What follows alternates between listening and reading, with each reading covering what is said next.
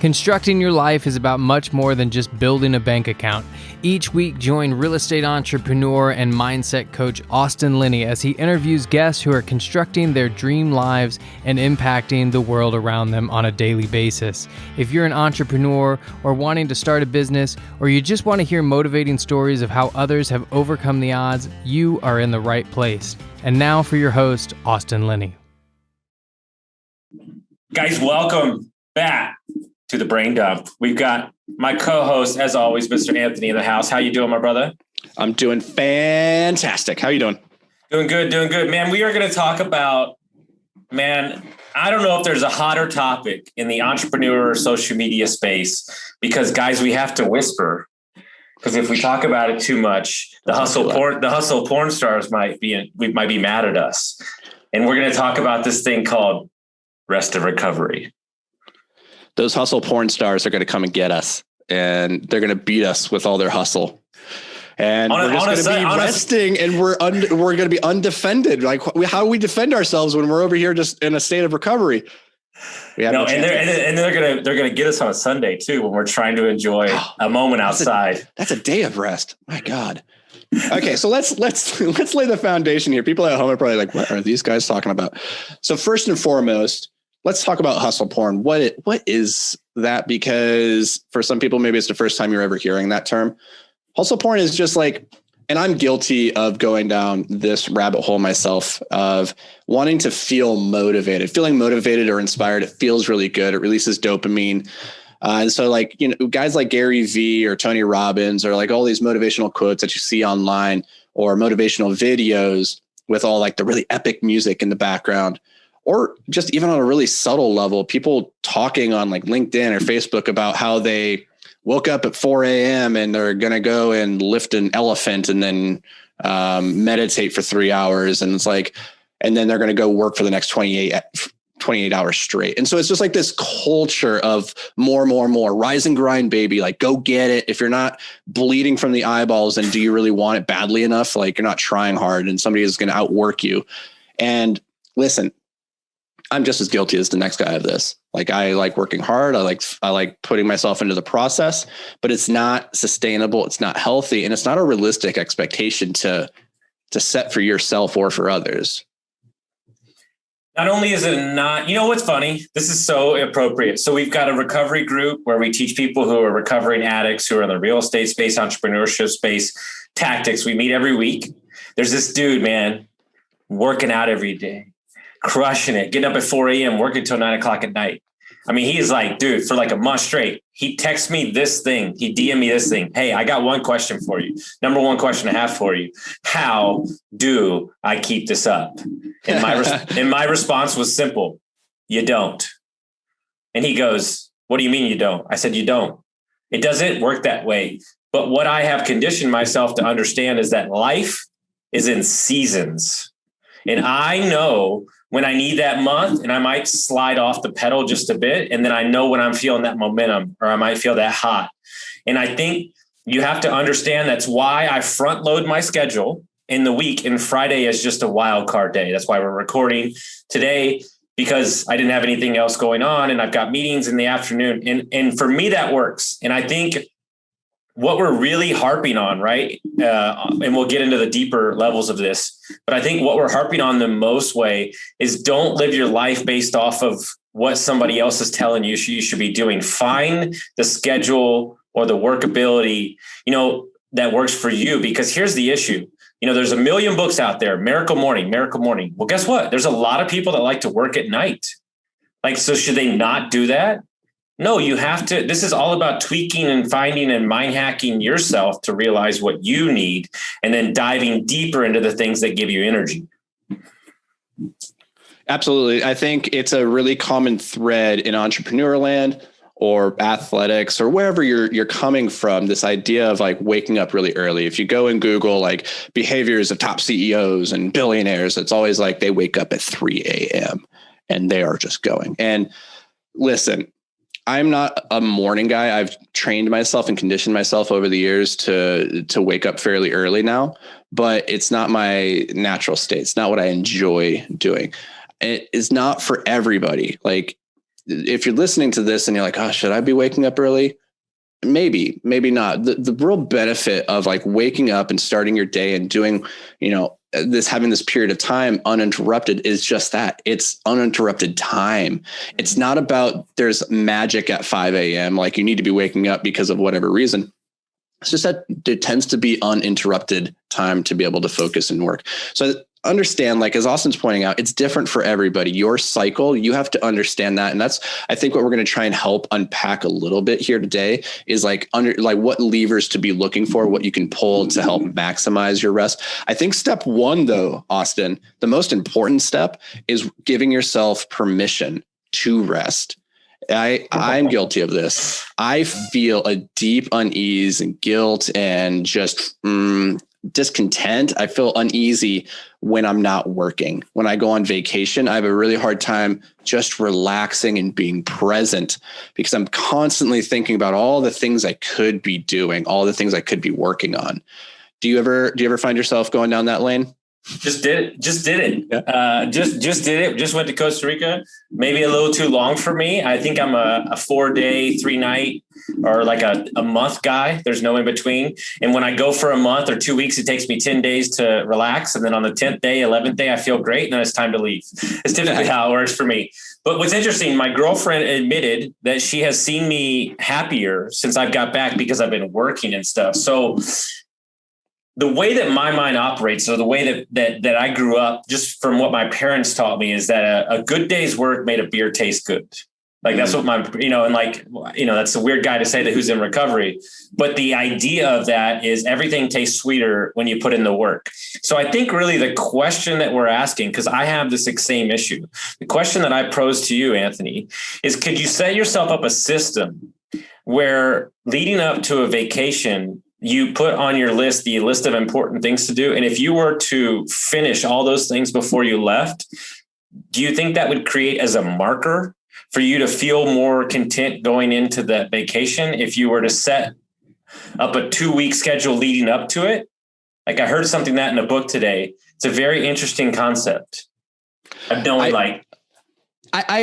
like that idea. I think I would struggle. I think it could create some issues for me. One is leading up to the vacation. I think I'd become very stressed and really fixated on getting those things done. And then one, if I don't get them done and I go on vacation, that's going to be a real crapshoot, right? Yeah. And then two, maybe I do get everything done, but there's never done. Right. In this world, there's never done. You can always find another thing to do. As soon as you tick one off, it's like a Hydra, 3 more is kind of pops back up. So I don't know if that would work for me. What might work, and something I utilized when I was a professional athlete, is like, one is understanding like the way that our bodies actually adapt and grow stronger is through that rest and recovery period, right? It's not when you're in the gym lifting the muscles and doing all the jazzercising that you're getting stronger. It's when you go and you rest and you sleep and you recover. That's when the muscles are being rebuilt. And so what I did was I took my rest and recovery period just as seriously and got it just as dialed in and had a process for it in the same way that I did when I went to the gym. So that as I'm going through my resting process, I get to check boxes and be like, oh, I'm doing this and I'm doing that and I'm doing this thing. And so that might work well for me actually on vacation, is if I go into it and I say, these are the check boxes that I need to tick to show that I'm resting fully. And so those check boxes might be things like, don't check your email, put your phone on airplane mode for the entire day. And then I go into it and I say, that's important for resting. And I'm resting right now. That's a game changer. That really does a lot for me, but it's an interesting topic because on Monday this week, I created a new morning routine, and I'm getting up at 4 now, opposed to 5. And don't get me wrong, there's been some mornings, man. It's that I don't know if I'm going to or I'm going to, and I've picked to go to. I haven't fully committed to it. It sounds like. It's like that eye goes just to sleep one more time, and I'm like, ugh. No. But long story short, for me, bro, and I'm gonna be as vulnerable as I can be. My meditation practice and journal. I've never journaled a day in my life. Now I might journal in my mind, but I've never physically journaled. And so for 5 days in a row, I've meditated straight, and I've journaled, and I've stretched in the morning, which I never did. And because they're in my checklist now, I refuse to not do them because I'm that type of guy. And I feel like $1 million this week. Mm-hmm. I don't know why. I like to keep that stuff in my mind. And next week, I'm going to extend the meditation a little bit longer and a little bit longer. I'm going to create those small wins. But man, I have been happy, joyful, more clear. Like yesterday, I had an 1.5-hour massage, which I meditate through the whole time. And man, I had a crazy week with a lot of meetings and a lot of big opportunities are coming up. And I felt really over my skis Thursday morning, like really over my skis. And as soon as I walked out of that massage, I was calm. And it was like that 1.5 hours just shut down with meditation music. And man, I feel like a different person today, just focused, locked in, more centered. And we as entrepreneurs play this game where we live right on the edge of that line, where my question to you is, are you more, what makes sense to you? The small wins, the daily habits, the winning the day, the taking care of yourself, or revving the Corvette to the red line? And then you hit the wall and then you're messed up for 3 weeks, right? Or is it better to just compound the small wins and take those days off and take that hour off and just, keep the oil in the car, keep the gas filled up, make sure there's water, washer fluid. Like that to me sounds more exciting than breaking the RPMs and having the motor drop out of the car. Man, you went to a car analogy that I was just going to use, and I'm going to still use it, but just give me a second to kind of work over to that. First of all, let's debunk the myth right here, right now, forever and for always, that of like the 80 to 100 hour work week. Like that is not a thing that people can do sustainably. It's just not. You look at like Elon Musk and they're like, oh, he works 100 hours a week. He does not. And like you look at like he's breaking down and he's admitted, he's like, this isn't sustainable. You can't do your best, most creative, most engaging work when you're in a state of constant fatigue. It just, your quality decreases. And so first is recognizing that an ounce of, I don't even know what the phrase is, an ounce of preparation saves a pound of heartache. I don't know. I'm just making up phrases now, but it's the idea that by putting in the time to prepare for the work, we can do better work. And one of the key levers that helps put us into the right place is resting and recovery. So it's like, here's my car analogy. If you're going to go on a car trip, you're going to drive from Minnesota all the way down to Austin, Texas, down to, from me down to you, it would be smart to spend a little bit of time preparing the vehicle, right? Putting some air in the tires, maybe checking the oil, maybe putting some windshield wiper fluid in there, maybe put some munchies in the back seat, like whatever. Get the car ready to go so that when you do get in the car, you can drive more likely safely and securely all the way down there without having any interruptions. It's the same with sleep. That's like preparing and priming your body to go back to war the next day. And I think if that's the mental shift that people can make is, hey, resting, it's important because it's helping get us back to fighting shape so that we can go hard tomorrow. Because it's much better to go at 100% for, 6 hours a day than to go at 60% for 10 hours a day. Like it's not even close.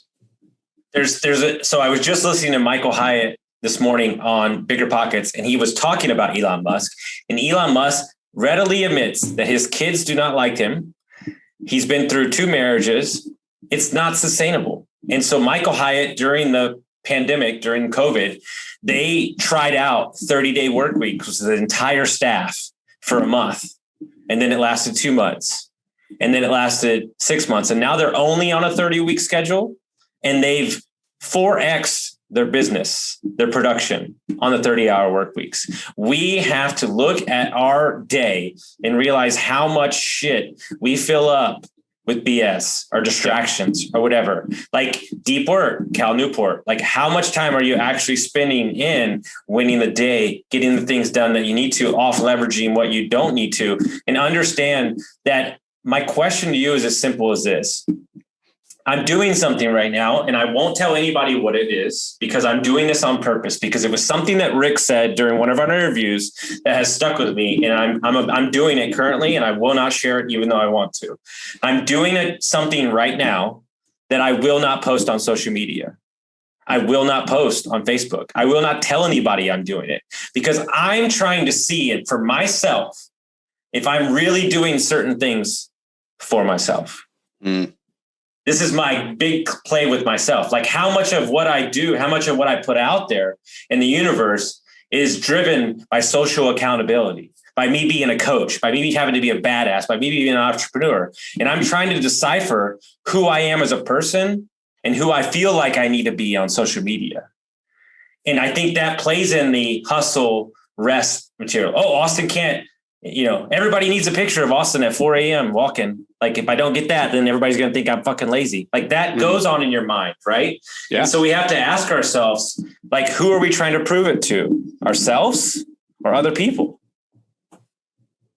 One of the things I've started thinking about in the last couple of weeks that I want to be known for is I want people to look at me and be like, man, that guy, he rests like a mofo.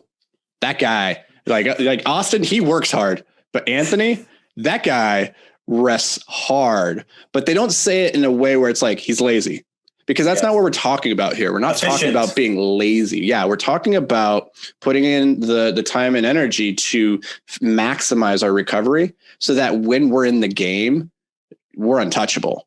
We're at our peak state. We're operating at our highest levels, and we're getting really good work done as a consequence. So maybe let's take this and get a little bit more tactical, a little bit into the weeds about like, how can we actually accelerate our rest, our recovery? How can we get the most out of it?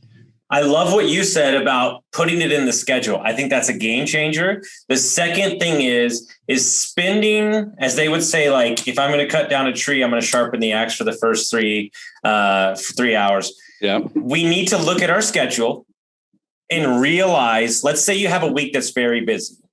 And let's say that like 3 of those meetings are not immediate 911 meetings. Then simply ask those people that you're meeting with, hey, do you mind if we move this to another week when I'm not as busy? And understand that don't feel obligated to make every meeting. And something that I've worked on, has took me almost 36 years to realize. I will straight up ask, and I don't do this like the minute before, but if like 2 hours, 3 hours, 4 hours before, if I'm not feeling up to it, I will ask to move the meeting. That is like one of the biggest things, because me not showing up as the best version of myself doesn't do anything for you on the other side of that. And just showing up to show up. And so you have to ask, as my mentor would say, how many things on your schedule are dirty yeses? How many things on your schedule are dirty yeses, Matty A? How many things on your schedule are you doing that is not a fuck yeah, yes? And I would imagine that there's a ton. Yeah, absolutely. I think so. What's the dirty S? Did I miss what the S stands for? Dirty yes. Pardon me. Dirty yes. So, okay. So how many things have you said yes to on your calendar? Oh, yes. Okay. Pardon me. I'm hearing S, like the word, like the letter S. How many things have you said to on your calendar that are yeses that you don't truly, that aren't moving you forward, or you feel obligated? Yep. And he said, once you clear those up and get real clear with your boundaries, right? And creating that space like, hey, I'm done at 5 o'clock, no matter what. Like, and you know what? If it's got to wait till next week, it's got to wait till next week. Just getting extremely, extremely, very particular with your time and protecting it. Because I treated everything like, let's say you have a jar of energy every morning and you can only open the jar 10 times or you would fall down asleep. Like, wouldn't you really protect that 10 times that you pull it out? Mm-hmm. I think we need to look at our day like that. Yeah, I think that's absolutely right. I love the idea of treating rest like a to-do. So maybe that's tactical step number 1 for you guys and gals listening at home is let's look at our schedule. And if you're time blocking like I do, I think Austin, do you time block as well? I do, yes. Yeah. So we're scheduling out our day the day before. We're saying, hey, this is what I'm doing when I'm doing it. I want you to put rest on there for at least an hour a day. And it can be in the middle of the day. And because honestly, guys, like you have to understand the biology of a human and how we're designed to operate in this world. Like we're a squishy machine made of blood and bones, right? And if you can understand how we work, it's going to be all for the better. So first of all is understand what's called ultradian rhythms. So every single day when you wake up, your ultradian rhythm starts. And what that means is, we focus and we go into these periods of rest and recovery every 90 minutes. So for every 90 minutes, you go into this peak state and then you come out of it into a 90-minute rest and recovery phase. And it just happens all throughout the day. And it syncs up with our circadian rhythm, which is on a 24-hour window. What tends to happen is at about midday, around 1 to 3 o'clock in the afternoon, it usually correlates with eating lunch because we're going into a digestive state. We get tired. We're not as focused. We're not as clear. We get a little bit foggy. And so that's a really great time to think about what are the levers that you could pull in your day to help reset and rejuvenate. So here's a couple things you can do. One, take a nap. Like give yourself permission, first of all, to go take a nap and be okay with that. Some people aren't great nappers. They come out of it really cranky. Your goal here is not to be taking a long nap. You want to only take maybe 15 to 25 minutes. That's going to be a nice little refresher. If you're not a napper, then I recommend a practice called Yoga Nidra. And this is a guided relaxation exercise. You can go to YouTube, look it up, Yoga Nidra. They're going to guide you through how to progressively relax your body. It's very meditative and you're going to feel really good coming out of it. And it's also going to be a helpful way to like reset your willpower as well. You can go and do a little bit of exercise, but the goal here is not to exhaust yourself. It's just to get those endorphins going, get the blood moving. And these are going to be ways to kind of like reboot in the middle of the day. But that only happens if you schedule it. If you don't schedule it and you just say, I'll fit it in when I can, then you're not treating it with the importance that it's due. Well, you know what's interesting? And it's a proven fact. You read it. You have more beta waves available in your mind in the morning, right? I have more deep thoughts, more other things. So what I always do, and maybe I'm a morning person, my dad was, it's who I am. I really go heavy in the morning. I make sure I get all my workout in, all my meditation, all my thing, because I know after like 2 o'clock, 3 o'clock, my mind starts wandering. So if I have let's say a big meeting, right? A big something I'm doing, like if it's not me talking to a group or anything, I never do a meeting past 4 o'clock. Can't do it. I know that about myself. Maybe I was in the restaurant business too long and 4 o'clock meant happy hour, but my mind starts wondering. But if you catch me at 6 a.m., I had a business meeting the other morning at 6 a.m. with my business partner. And I was like spouting off stuff. And it was like, it didn't matter because I got up at 4. But I know that about myself. And so we're asking you, this whole episode is asking you to, what I think is the greatest thing is mind hack yourself. Like figure out what you like, what works for you, experiment with a couple different things. That's what life is about. Understanding like, hey, maybe you do get the 10-minute nap, but you said something there that is, I think, the most important thing of this entire episode. And we've glazed over it a couple times, and then we'll get you out of here with this. Give yourself permission. Mm-hmm. That's the key, because these things that you have on your calendar, remember this very simple thing. It's a choice. It's all a choice. It's a choice for me and Anthony to be on this podcast, recording this for you. It's a choice for us to get on a meeting an hour from now.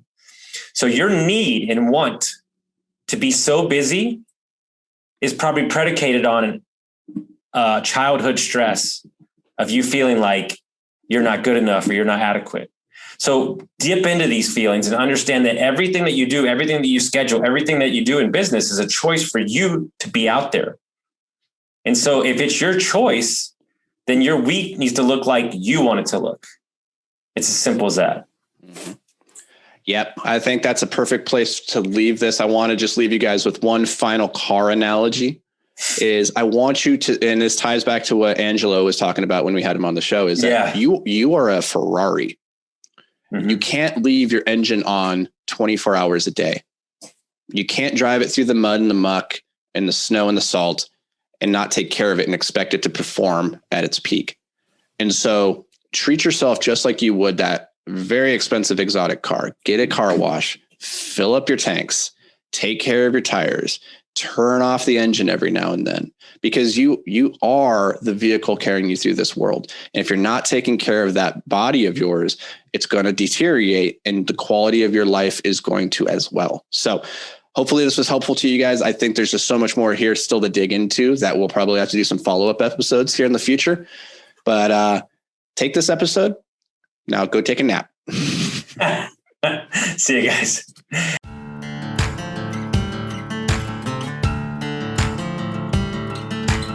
Thank you for listening to Construct Your Life with Austin Linney. If you enjoyed this episode, be sure to rate, review, subscribe, and pay it forward by sharing with a friend. Most importantly, take this opportunity to start constructing your life by taking immediate action on what you learned. For show notes, resources, and more information on one-on-one coaching with Austin, visit constructyourlifepodcast.com.